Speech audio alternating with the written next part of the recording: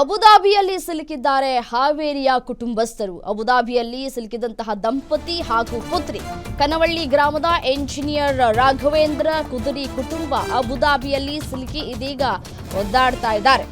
ಅಬುದಾಬಿಯಿಂದ ನಾವು ಹೇಗೆ ಭಾರತಕ್ಕೆ ವಾಪಸ್ ಹೋಗ್ತೀವೋ, ಯಾವಾಗ ಹೋಗ್ತೀವೋ ಅನ್ನುವಂತಹ ಕಾತುರ.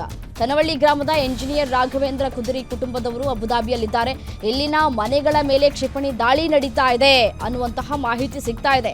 ಸ್ನಾನಗೃಹದ ಮೇಲ್ಚಾವಣಿ ಕುಸಿದು ಬಿದ್ದಿದೆ, ನಮ್ಮನ್ನ ಭಾರತಕ್ಕೆ ಕರೆಸಿಕೊಳ್ಳುವಂತಹ ವ್ಯವಸ್ಥೆ ಮಾಡಿ ಅಂತ ಹೇಳಿ ಮನವಿಯನ್ನ ಕೂಡ ಮಾಡಿಕೊಳ್ಳಲಾಗ್ತಾ ಇದೆ. ಈಗ ಎಷ್ಟೋ ಜನಕ್ಕೆ ಯಾವ ರೀತಿಯಾದಂತಹ ಒಂದು ಭಯದ ವಾತಾವರಣ ಸೃಷ್ಟಿಯಾಗಿದೆ ಅಂತಂದ್ರೆ, ನಾವು ಭಾರತದಲ್ಲಿದ್ರೆ ಸೇಫ್ ಆಗಿ ಇರ್ತಾ ಇದ್ವೇನೋ ಅನ್ನುವಂತಹ ಒಂದಷ್ಟು ಪ್ರಶ್ನೆಗಳು ಅವರನ್ನ ಕಾಡ್ತಾ ಇದೆ. ಗ್ಲಾಸ್ ಡೋರ್ ಆಗಿರಬಹುದು.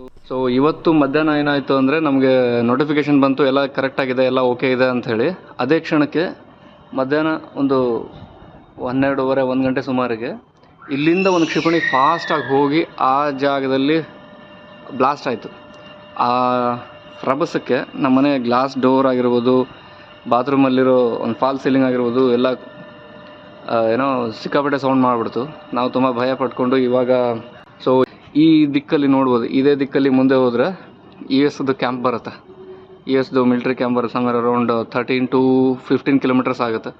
ಸೊ ಕ್ಷಿಪಣಿ ಯಾವ ಟೈಮಲ್ಲಿ within may be 20 to 30 yeah 40, so ಆ ರೇಂಜಲ್ಲಿ ಎಲ್ಲಿ ಬೀಳುತ್ತೆ ಗೊತ್ತಾಗಲ್ಲ. ಸೊ ಅದಕ್ಕೆ ನಾವು ನಮ್ಮ ಕಂಪ್ನಿಗೆ ಮಾತಾಡಿದ್ರೆ ದೇ ಅರೇಂಜ್ಡ್ ಏನೋ ನ್ಯೂ ಪ್ಲೇಸ್ ಫಾರ್ ಅಸ್ ಈ ದಿಕ್ಕಲ್ಲಿ. ಸೊ ಇವತ್ತು ಮಧ್ಯಾಹ್ನ ಏನಾಯಿತು ಅಂದರೆ ನಮಗೆ ನೋಟಿಫಿಕೇಶನ್ ಬಂತು, ಎಲ್ಲ ಕರೆಕ್ಟ್ ಆಗಿದೆ, ಎಲ್ಲ ಓಕೆ ಇದೆ ಅಂತ ಹೇಳಿ. ಅದೇ ಕ್ಷಣಕ್ಕೆ ಮಧ್ಯಾಹ್ನ ಒಂದು 12:30 1 ಗಂಟೆ ಸುಮಾರಿಗೆ ಇಲ್ಲಿಂದ ಒಂದು ಕ್ಷಿಪಣಿ ಫಾಸ್ಟಾಗಿ ಹೋಗಿ ಆ ಜಾಗದಲ್ಲಿ ಬ್ಲಾಸ್ಟ್ ಆಯಿತು. ಆ ರಭಸಕ್ಕೆ ನಮ್ಮನೆ ಗ್ಲಾಸ್ ಡೋರ್ ಆಗಿರ್ಬೋದು, ಬಾತ್ರೂಮಲ್ಲಿರೋ ಒಂದು ಫಾಲ್ ಸೀಲಿಂಗ್ ಆಗಿರ್ಬೋದು, ಎಲ್ಲ ಏನೋ ಸಿಕ್ಕಾಪಟ್ಟೆ ಸೌಂಡ್ ಮಾಡಿಬಿಡ್ತು.